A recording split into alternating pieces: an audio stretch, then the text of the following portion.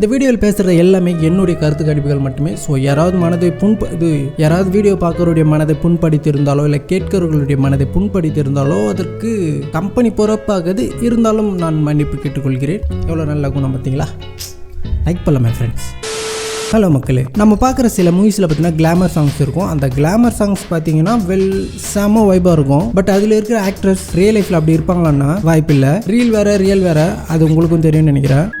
But இந்த மாதிரியான சாங்ஸில் பார்த்தீங்கன்னா உங்களுக்கு ஃபேன்ஸும் பார்த்தீங்கன்னா பயங்கரமாக கிரியேட்டும் ஆவாங்க. இந்த மாதிரிலாம் நீ பேசக்கூடாதுப்பா, கொஞ்சம் தெரிஞ்சுக்கிட்டு பேசு சரியா? அப்போ மற்ற ஹீரோயின்ஸ்க்குலாம் எப்படி வந்து ஃபேன்ஸ் இருக்காங்க அப்படின்னு நீங்கள் கேட்பீங்க. அதுக்கு பதில் நான் சொல்கிறேன். ருக்கோ ஜாவோ அவங்க எல்லாருமே ஹிட்டான ஒரு மூவிஸ் நடிச்சிருப்பாங்க, இல்லைனா பெரிய ஹீரோ கிட்ட பார்த்தீங்கன்னா நடிச்சிருப்பாங்க. ஸோ இதனால் பார்த்தீங்கன்னா உங்களுக்கு ஃபேன் பேஸ் பார்த்தீங்கன்னா கண்டிப்பாக பார்த்தீங்கன்னா இன்க்ரீஸ் ஆவாங்க, வந்துட்டே இருப்பாங்க. எக்ஸாம்பிள் பார்த்தீங்கன்னா பீஸ்ட் மூவியில் பார்த்தீங்கன்னா அபர்ணா தாஸ் அப்படின்னு ஒரு ஹீரோயின் பார்த்தீங்கன்னா அந்த படத்தில் வந்து நடிச்சிருப்பாங்க. ஆக்சுவலாக பார்த்தீங்கன்னா அவங்க வந்து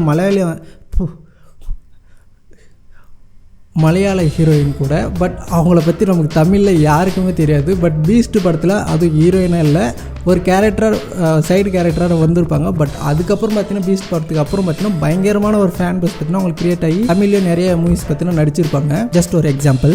back to the topic, out of the topic போயிட்டேன். ஓகே.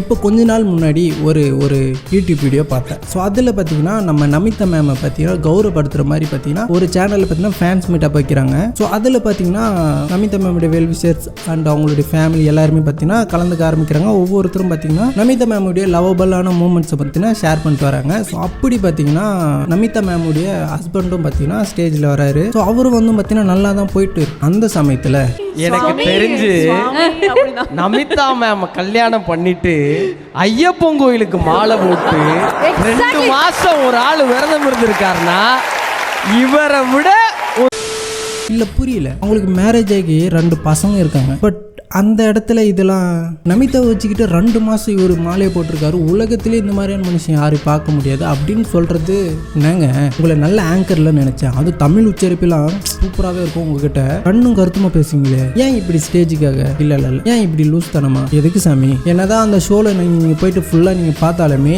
இந்த ஒரு பார்ட், அதாவது இந்த ஒரு கொஸ்டின் இல்லை இந்த ஒரு விஷயத்தை அவர் பேசுகிறப்ப பார்த்தீங்கன்னா துண்டா தெரியும். ஒரு மாதிரி அது பார்க்குறப்பே பார்த்தீங்கன்னா நமக்கு வந்து ஒரு மாதிரி முகம் சொல்லிக்கிற மாதிரி இருக்கும். அந்த இடத்துல பார்த்தீங்கன்னா அது வந்து ஒரு அவங்களுடைய பிரைவேட் லைஃப்குள்ள உள்ள போற மாதிரி இல்லை. இது ஆக்சுவலாக பார்த்தீங்கன்னா மெச்சூர் ஆடியன்ஸ் கரெக்டாக அண்டர்ஸ்டாண்ட் பண்ணிப்பாங்க. இது ஒரு நார்மலான விஷயம் இல்லை, சென்சிட்டிவான ஒரு விஷயம்னு. மேபி அந்த இடத்துல நமிதா மேமோ இல்லை அவருடைய ஹஸ்பண்டோ ரியாக்ட் ஆயிருந்தாங்கன்னா வேற மாதிரி போயிருக்கும். இன்னொரு டாக் ஆஃப் தி டவுனாக கூட இப்போ மாறி இருக்கும் இந்த ஒரு விஷயம். கொஞ்சம் வருஷத்துக்கு முன்னாடி மைக் செட் ஸ்டேஜில் சன்னி லியோனை வச்சு இந்த மாதிரியான ஒரு டிஸ்கஸ்டிங்கான ஒரு கொஸ்டினை கேட்டு பார்த்தீங்கன்னா செம்மையாக மாட்டிருப்பாரு. செம்ம அடி விழுந்திருக்கும் அவருக்கு. இங்கேயும் சேம் பிச் அதே மாதிரியான ஒரு விஷயம் தான் நடக்குது. பட் இதை யாரும் கண்டுக்கிற மாதிரி இல்லை. பட் நான் கேட்பேன், நீ சொல்கிறது ஓகே தான்ப்பா. அவர் ஒரு வேளை ஃப்ளோவில் வந்து அதை பேசியிருப்பாரு அப்படின்னு முட்டும் கொடுக்கலாம். ஒரு 3 மணி நேரம் ஒரு ஆங்கர் தான் அந்த ஷோவை கேரி பண்ணிட்டு போனோம். ஸோ அவங்களுக்கான ஒரு விஷயத்தை பற்றினா எல்லா குட்டான விஷயத்தையும் பார்த்தீங்கன்னா ஃபேன்ஸுக்கும் சரி, ஃபேன்ஸ் கிட்ட இருந்து இவங்களுக்கும் சரி, இவங்ககிட்ட இருந்து ஃபேன்ஸுக்கும் பார்த்தீங்கன்னா கேரி பண்ணிட்டு போகிற ஒரு முக்கியமான ஒரு பொறுப்பு யாருக்கிட்ட இருக்குன்னா ஆங்கர்ஸ் கிட்ட தான் இருக்குது. ஸோ அந்த ஒரு வேலையை பார்த்தீங்கன்னா இவங்க கண்ணும் கருத்துமா செய்யணுமா இல்லையா? அதுக்கு தானே இந்த ஒரு வேலைக்குள்ளே வந்திருக்காங்க. எது பேசணும், எது பேசக்கூடாது, எது ஃபேன்ஸ் அஃபெக்ட் ஆவாங்க, எது வந்து ஃபேன்ஸ்க்கு வந்து பிடிக்கும் அப்படின்றது ஆங்கர் வந்து அதெல்லாம் வந்து ரிசர்ச்சோ இல்லை இவரை பற்றி தெரிஞ்சுக்கிட்டோ தான் நம்ம வந்து ஆங்கர் உள்ள வருவாங்க. ஸோ இவரும் அப்படி தான் வந்திருப்பாரு. பட் இந்த மாதிரியான ஒரு விஷயத்த ஸ்டேஜில் பேசுறது தவறான ஒரு விஷயம். இது மன்னிக்க முடியாத ஒரு விஷயம் தான். ஆக மொத்தத்தில் நீங்கள் செய்கிற வேலையில் தெளிவாக இருக்க வேண்டாமா சாமி? அதுதானே உங்கள் வேலை. அந்த வீடியோ இப்போ பார்த்தா கூட அந்த இடம் பார்த்தீங்கன்னா ஒரு மாதிரி நமக்கு ஒரு மாதிரி முகம் சுளிக்கிற மாதிரியான ஒரு விஷயத்தை அதை உண்டாக்கும். நமிதா மேமுடைய ஹஸ்பண்டை பெருமைப்படுத்துறதுக்கு உங்களுக்கு வேற எந்த ஒரு விஷயமும் உங்களுக்கு தெரியலையா? எந்த ஒரு விஷயமே தெரியலையா? சரி விடுங்க, அவருக்கு ஏதோ ஸ்பாட்டில் வந்து டப்புன்னு ஒரு கவுண்டர் தரணும் அப்படின்றதுக்காக ஒரு ஃப்ளோவில் வந்து வாயில் பேசியிருப்பாரோ என்னவோ தெரியல. இது பார்த்தீங்கன்னா என்னுடைய பாயிண்ட் ஆஃப் வியூ நான் அந்த வீடியோ பார்த்து பார்த்தீங்கன்னா எனக்கு ஒரு மாதிரி என்னப்பா இந்த மாதிரியான ஒரு விஷயத்தை வந்து அவர் கேட்டார்.